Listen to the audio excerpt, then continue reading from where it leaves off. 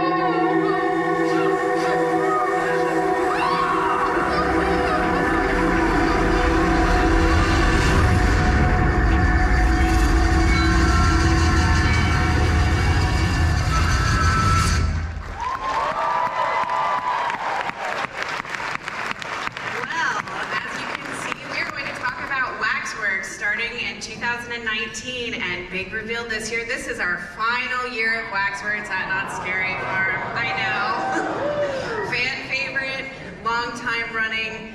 We are going to talk a little bit about how this got started, and we're going to have Daniel, who is the designer of that maze. Daniel, tell us a little bit about your inspiration for Waxworks and how we got started and what were you doing to make this maze come to life? Well, I know that we all love wax museums, and we think they're very creepy mannequins, wax museums, and it was suggested to me that we should really pitch this for haunt. And even in, this came out in 2018 or 19? The pitch originally that you made for was in 2016, but... Correct.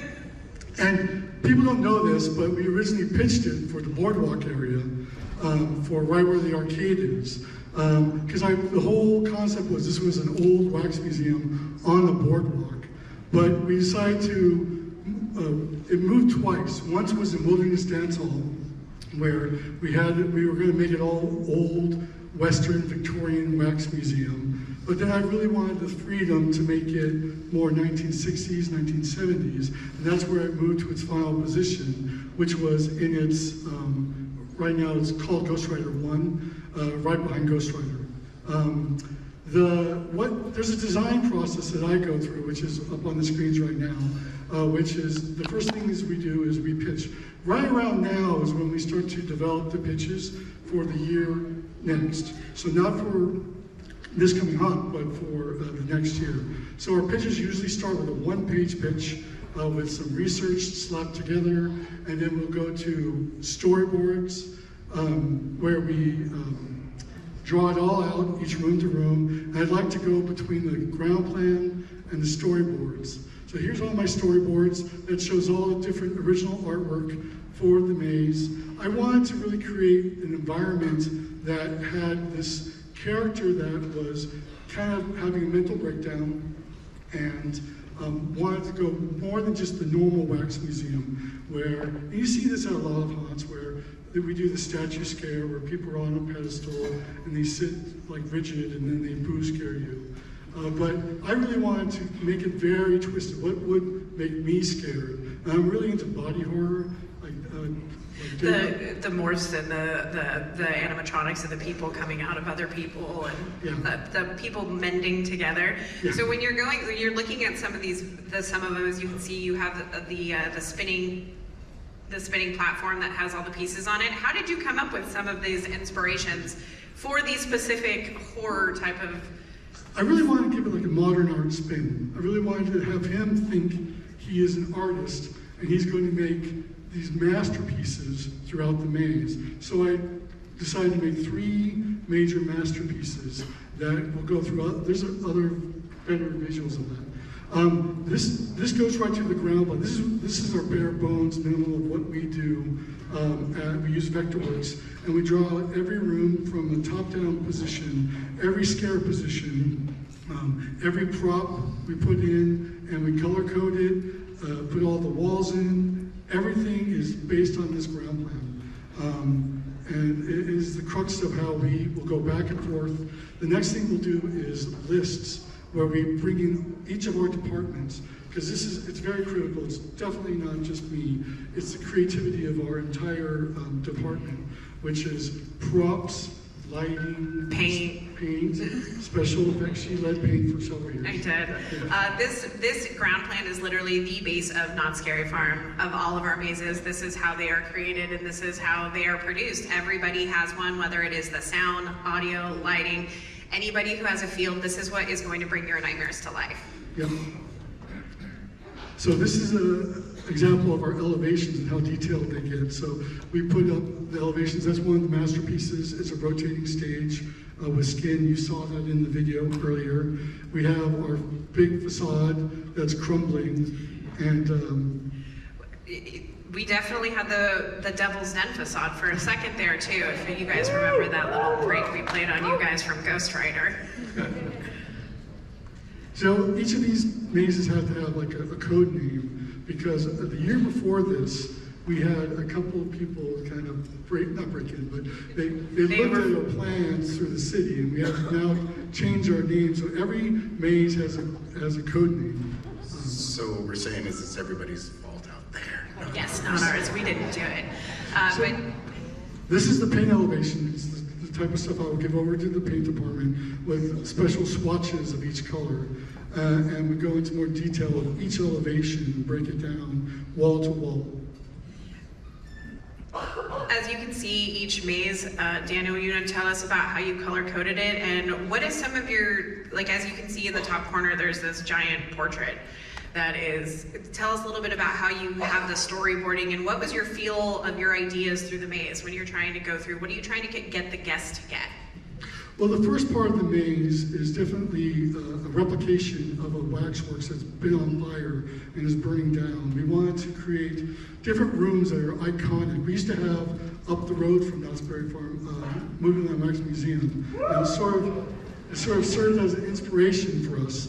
And we put in a Patriots room. That's the background. George Washington crossing the Delaware is that background. We have melted wax figures posed in there. So each of the 3 or 4 rooms, the first 3 or 4 rooms, are based off of a classic wax museum. The rest of it is like the backstage, where it gets very disturbing and dark, where we go through a smelting room and we'll go through a sculpting room, and you get to see his wax or his masterpieces on full display. So there's kind of 2 sides when you're looking at this maze and the maze design. You have the display pieces or the exhibits, and then you have the backstage where the real horror happens. Is that correct? Correct. So let's talk a little bit about when we're creating these spaces and the environments that you've created, because we want people to feel that they really are within these elements of this wax museum. So this is an example of what a lot of what our props team does. They mostly handle all the sculpture. So this middle one is really disturbing. It's our 3rd masterpiece, and it's just, I make a maquette for it, which is like a small clay sculpture in scale, and give it over to our sculptors. Our sculptor actually went above and beyond. He created this incredible moving masterpiece in itself. We came up with the idea pretty late in the process. We were almost into like bees. Yeah, for bees. Like, where does the wax come from? So we said, and what were people really freaked out by? Bees. So we said, hey, this video mapping was kind of new at the time. It's like, let's video map all these bees on this incredible sculpture that is kind of melted into this all these bees gathering. This is an example of how research can go right into the actual work. This was my drawing for the candelabra character, which is the 2nd masterpiece. I got inspired by this pretty closely to this one great artist over here. And I transferred it all to her being a candelabra. We also added an effect for the mouth to move up and down, so it always indicates that she's still living, like everything is living in this wax museum. This is what I talked about earlier, which is The maquette.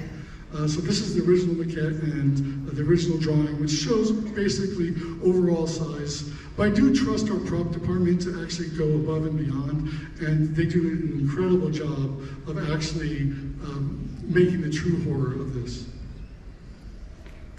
So as you know that you saw a little bit about the mazes and how it is done. Daniel, let's talk about when you're creating the characters that go into these mazes. As you can see that you have your character sketches here and the character sheets. Tell us a little bit about, and Bill, if you would mind to touch in, is how do you create these spaces, them to fit within the environment? We talked about the maquettes, we talked about how people are always, the animatronics are always technically living, we talked about the bees, but let's talk about when we put the actors into the environment. What was some of your inspiration and how did they come to life? So, what I learned when I did, I love this maze, Asylum, was I gave everyone a backstory. I said, you know what, I had time, I'm gonna write a backstory for every character. I still have my backstory from when I was a nurse in Asylum. So this one I doubled down. Every character had a backstory. Not every maze gets this treatment. So I wanted to create every character, draw them out, and give them all a very complete, very twisted background so they have a reason to be there. It also inspires, now most of you won't see any of this unless you see the actor really portraying the backstory. Or you're casted to that role. Yes, so the cast sees the backstory, they get all the inspiration, and then they can really feel what this is. We give them little sayings. Basta's the one who directs many of them. I do direct them on what to say and what not to say. I'm sorry in advance, or I'm not sorry in advance, depending. And we try to be as twisted as possible. Bill, when you're creating these costumes and you're talking about these characters, once Daniel comes to you with these original character sketches, what's some of the process that you go through to make some of these characters come to life?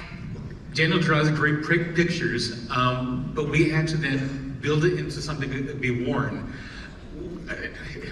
Some of the things he draws. Anyway, we then had to go through, we removed, like on the first guy, the curator there, we love the idea of the mask and the bandages, but the things that were his head was originally, so this isn't realistic. Nobody will keep this job. They'll quit. We'll have to recast this every single night. So that was one of those things that we took away from that. We take his ideas and his images and use these for our inspiration as to what we're going to build. Again, it looks great on the page, but these people have to wear this costume for 8 hours a day, 30 nights a month, you know what I mean? So 10 hours, 8 hours a day. And it has to be launderable. Yes, we do wash our costumes at Not Scary. May not smell like it when you walk through the maze, okay. but yes, we do launderable. That's a different kind of scary. Agreed. It is, yes. Hey, at least you guys don't have to live in that warehouse With the costume. like my department does. That's fair. At the end of the night, you open the door in the morning and it's like, whoa. And the more humid it is, the worse it is. Yes. Yeah, totally. But yeah, so not only do the costumes, they have to be functional, right? And so part of your challenge is to make sure that the talent are comfortable, they can scare in them, and we still want them to look creepy and scary. Correct. A lot of these things in my shop, we sourced, we built from scratch. Thankfully, there's a lot of people who just need pants and shirts. I have pants and shirts because in addition to dealing with costumes, I also deal with all the uniforms for the park. So we were able to take some old shirts, old pants, dye them, distress them into making them into look bad. The Maryland dresses we had to build from scratch. Yes, we do. We make them look bad quite often. We had a woman that joined my department years ago, and then she built something and was heartbroken when we had to then trash it. She didn't understand. Well, she'd never been to Scary Farm before. She didn't understand that we were going to take her pride, her joy, and trash destroy it. Yeah. And then she did it, and she saw, oh, it's cute. I guess she didn't know what word to use, but she was proud of it, but then when she saw the big picture, her part of the story, she really appreciated being able to do that. And that's really what all of the costume designs, the element, is we're trying to tell you guys a story, and so you can really live in that environment. When you walk into that dilapidated, burning building, we want the characters to fit within the realm. So unfortunately for the person who made that costume, it would look a little weird if the white Maryland dress was just in this burning building. One more thing, sorry. And then, real quick, we have to go back and then make sure that this maze looks different than all the other mazes. One thing we did for Waxworks, this was a great picture to here to show it. He talked about the bees, he talked about the beeswax. We went through and overdyed everything in a light yellow. Basically to give you that idea, you may not see it, but we had to make this maze stand on its own. We had to, I mean, what's the point of having, 10 different mazes if they all look alike? Or black and gray. Right? Yeah, Or it has a different feel to it. Each one has to have its own feeling to it. It can't look like a hand-me-down. It's got to look original. It's got to look unique on its own. Oh, I went backwards. There we go. Daniel, with the final year of Waxworks, can you tell us a little bit? As you all know, in video games, we're all video game people, or hopefully, or comic book. We love a good Easter egg here. We hide Easter eggs throughout the park, throughout all of our venues. Daniel, would you like to tell us a little bit about the Easter eggs that people can look forward to in the final year of Waxworks? Sure, most of our Easter eggs revolve around them linking to either other mazes or, so this first one is the woman dipped in wax. She came straight from one of my favorite mazes, Doll Factory. So, yeah, I mean, the model, everything. I think we may have added the tutu. I was gonna say, I think everything about that figurine in the smelting room is pretty original, minus the tutu. I think the tutu had to be replaced, but that is straight out of Doll Factory. We have an entire prop warehouse that has tons of hot knowledge. Next to it is the maquette for the first masterpiece, which is, it's kind of fun. It now lives in the lair room where it's like right before the Doll Factory room. So if you can find, it's hard to see, but it's sort of tucked in the back by his toilet. His living quarters. Living quarters, yes, thank you. The next one is dolls that actually existed in our Pinocchio and Strong maze. We have this little marionette theater that is like the first turn you get to see. Those were from the Pinocchio and Strong maze. And the last one's more of a funny story. Daniel, tell us why that man is in that position. That's a model of me. No, it's no. We got this body the night, like a day before we opened. So we've quickly shoved it into place. This was in one of the wax. This is near the exit. Correct. And it was completely naked, anatomically correct.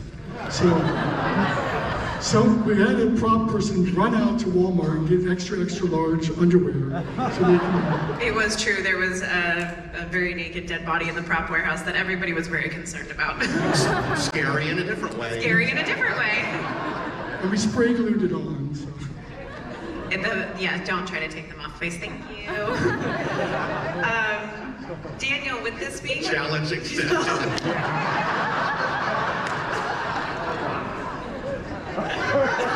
Don't do it, please. Weird. It's going to be one of those new things. It's like, some people try to steal the apple from Disney. It's going to be trying to get the underwear off the guy in Waxworks. Security's going to love me for this. Anyways, with the final year of Waxworks, do you have any final thoughts about the venue, Daniel, and things that you would like to say to the group about seeing it for the last year in the fog? Just go enjoy it for one last time. I mean, I think I've been really creeped out by it. It has a great atmosphere. This was, sorry, we missed this part. They asked about how do we update things. This actually was updated last year, and we had a character by the name of the Collector who gouges out eyeballs and hangs them up. So we modified our Chamber of Horrors to include this character. Yeah, this used to be just you walked by and saw monsters. It was the inside. invisible man and the wolf man. So we did add an addition to the maze to send it off last year, knowing that it would be its final year. We try to give all of our old mazes or our returning mazes some love, regardless of how many years they are with the we try to give them some love every year. And you're next. Sorry, surprise. But yeah, it's Jeff. But Daniel, do you have any other final notes for the group? Just go and enjoy it, have fun. So yes, please come and see Waxworks on its final year in the fog, and please don't try to steal the underwear off of the dead guy. That is all I have to say about Waxworks this year.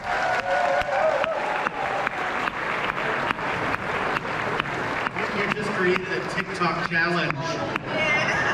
I'm so sorry, marketing in advance.